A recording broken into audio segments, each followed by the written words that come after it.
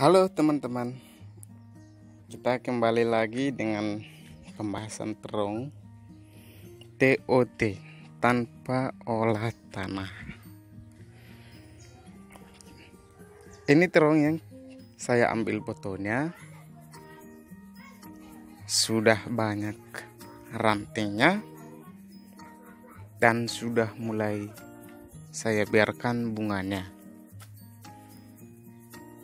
Rantingnya atau cabangnya satu pokok ada yang 3, 4 ataupun 5. Nggak apa-apa teman-teman, bisa kita biarkan sampai 5 ranting atau cabang.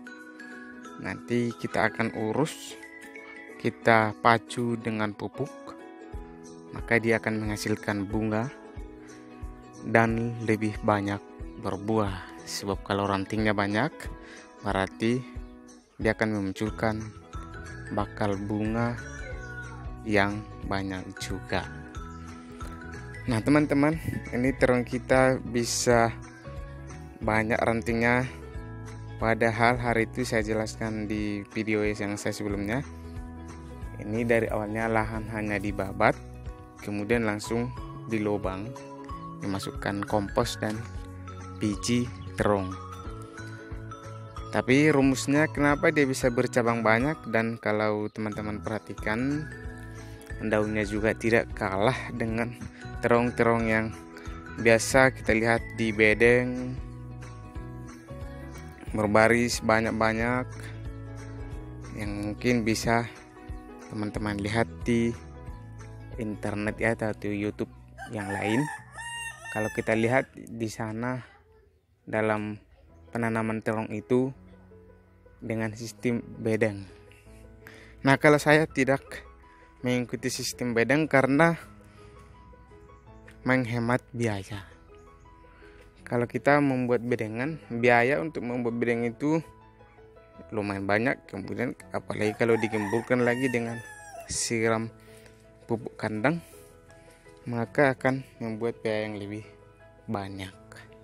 Sementara kalau kita tanam terong mungkin untuk konsumsi rumah tangga sendiri atau tanpa dipasarkan, jadi kita kurang tertarik dengan yang namanya sistem bedengan. Itu punya keunggulan tersendiri. Dan kalau TOT ini sebenarnya dalam sistem penanaman banyak juga menguntungkan, dengan catatan kita punya banyak stok kompos kandang. Nah di tempat saya teman-teman, satu karung yang boleh kita katakan timbangannya sekitar 30 kilo. Yang timbangan 30 kilo itu seharga Rp5.000. Jadi kalau kita bagikan, yang satu karung itu sudah bisa menjadi 6 sampai tahap seperti ini ya, 6 pokok. Berarti yang 5.000 itu untuk 6 pokok. Nanti setelah dia berbunga, setelah seperti ini kita cangkul lagi. Di sini ada saya tumpang sarikan dia dengan sawi pahit ataupun sawi manis. Butuh jumlah kompos yang sama. Kalau misalnya tadi 5 pokok dari satu karung yang ukuran 30 kilo, maka nanti setelah dia berbunga, biji pertama kita kasih untuk 5 pokok yang sudah besar-besar seperti ini, kita kurangi menjadi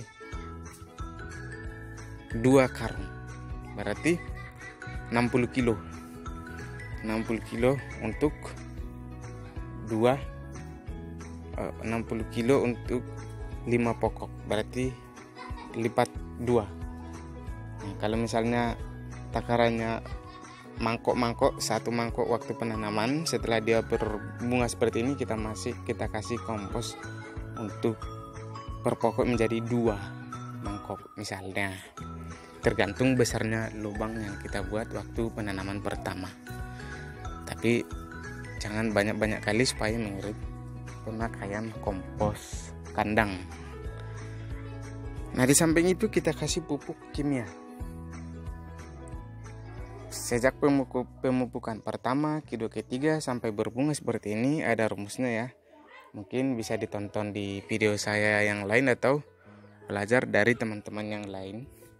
Kalau sudah berbunga seperti ini, kita kasih konsentrasi yang lebih tinggi untuk mempertahankan bunga. Nah, dari segi umur dia akan punya potensi untuk menghasilkan bunga yang banyak karena rantingnya banyak, maka kita pertahankan bunga itu dan buahnya besar-besar, tidak kalah saing di pasaran. Maka kita perbanyaklah pupuk yang mengandung kalium. Nah, setiap tanaman itu membutuhkan yang namanya NPK. Itu adalah nitrogen untuk pertumbuhan daun, fosfat itu untuk pertumbuhan batangnya dan akarnya, kalium itu untuk mempertahankan buah atau memperbesar buah. Kualitas buah itu kalium. Kalau setiap tanaman dari awal kita kasih NPK itu sudah sangat bagus. Kalau terong kita seperti ini, disarankan kasihlah NPK dan perbanyak di kalium. Bisa ditambahkan pupuk KCL atau pupuk MOP yang tinggi kalsium. Baiklah teman-teman, kami akan update terus perkembangan terong ini, apakah dia bisa maksimal. Terima kasih yang sudah subscribe.